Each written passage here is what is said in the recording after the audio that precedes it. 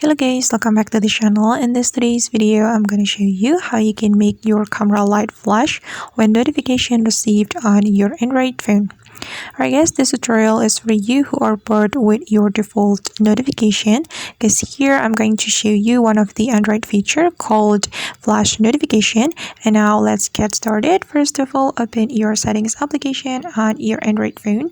Then you're going to tap on notification setting, and after that you're going to scroll down your screen until you find the flash notification. This one, tap on the flash notification, and if you want to activate your camera flash notification, you can simply tap on this toggle button.